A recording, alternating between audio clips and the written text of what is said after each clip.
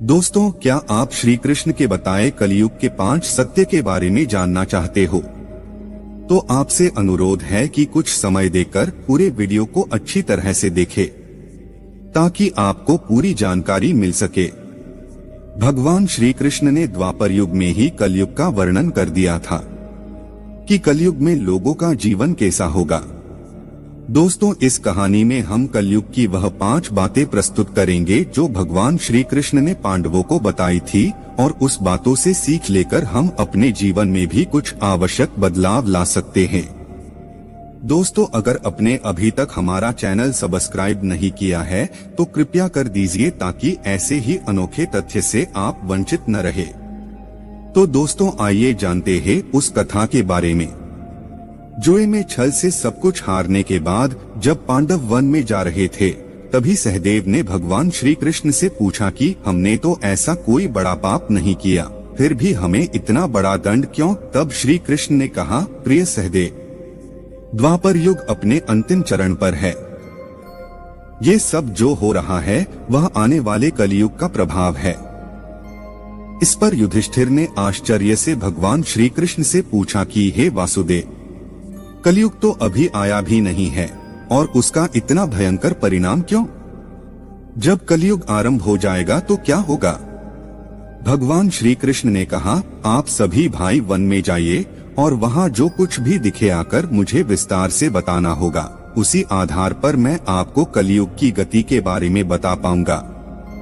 भगवान श्री कृष्ण के ऐसा कहने पर पांचों भाई वन में अलग अलग दिशा में चले दिए। पांचों भाई वन में जाकर वापस लौटे तो आश्चर्य से भरे हुए थे। भगवान श्री कृष्ण ने मुस्कुराते हुए कहा, अब आप लोग बताइए कि आपने क्या क्या देखा। सबसे पहले युधिष्ठिर ने बताया कि हे योगेश्वर, मैंने एक 2 सूंड वाले हाथी को देखा। इसका क्या अर्थ है? तब भगवान श्री कृष्ण ने कहा, इसका अर्थ यह है कि कलयुग में ऐसे लोगों का राज्य होगा जो दोनों ओर से शोषण करेंगे, बोलेंगे कुछ और करेंगे कुछ और, मन में कुछ और कर्म में कुछ और। ऐसे ही लोगों का राज्य होगा। उसके बाद महाबली भीम ने कहा, हे वासुदेव, मैंने एक गाय को देखा जो अपने बच्चे को इतना चाट रही थी कि वह बच्चा लहूलुहान हो गया। इस प्रश्न का उत्तर देते हुए श्री कृष्ण ने कहा, इसका अर्थ ये है कि कलयुग का मनुष्य अपने बच्चों को आवश्यकता से अधिक लाड़ प्यार करेगा। उनकी अपने संतानों के प्रति माया और ममता इतनी बढ़ जाएगी कि उनकी संतानों को अपने विकास का अवसर ही नहीं मिलेगा। कलयुग में माता पिता अपनी संतानों को परिवार की मोहमाया में बांधकर रखेंगे, जिसके कारण उनका घर बर्बाद हो जाएगा। मोहमाया में ही घर बर्बाद हो जाएगा। किसी दूसरे का बेटा घर छोड़कर साधु बनेगा तो हजारों व्यक्ति उनके दर्शन करेंगे, किंतु यदि अपना ही बेटा साधु बनता होगा तो रोएंगे कि मेरे बेटे का क्या होगा, उसने क्या कर लिया। इतनी माता पिता की इतनी सारी ममता होगी कि उसे मोहमाया और परिवार में ही बांध कर रखेंगे और उसका जीवन वहीं खत्म हो जाएगा। अंत में बेचारा अनाथ होकर मरेगा।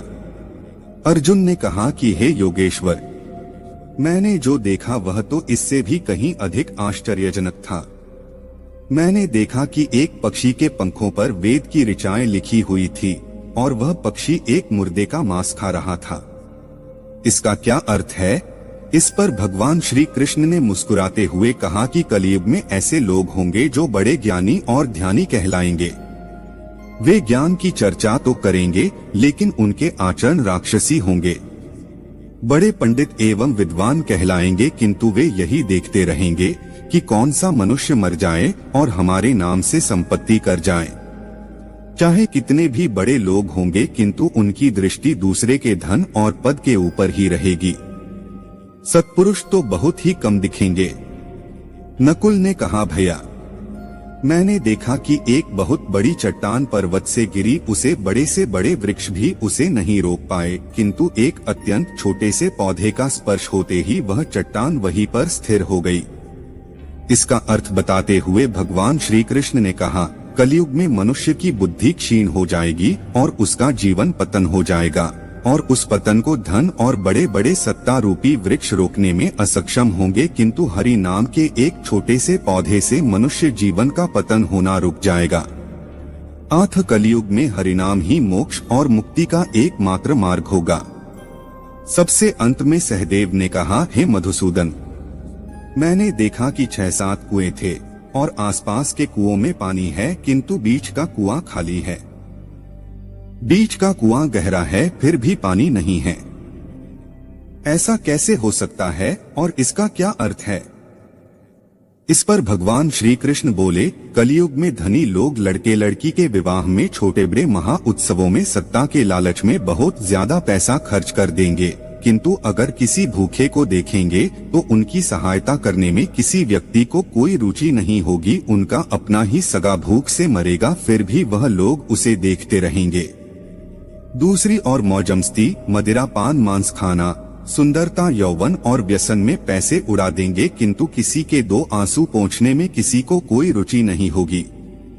कहने का तात्पर्य यह है कि कलयुग में अन्न के भंडार होंगे, लेकिन लोग भूख से मर जाएंगे। लेकिन जो लोग ऐसी आदतों से दूर रहेंगे, उस पर कलयुग का नहीं बल्कि परमात्मा का प्रभाव होगा।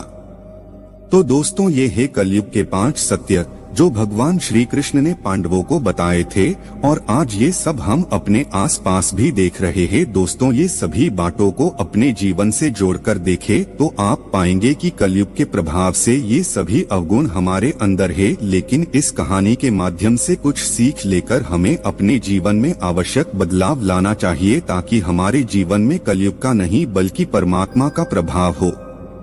जय श्री कृष्ण।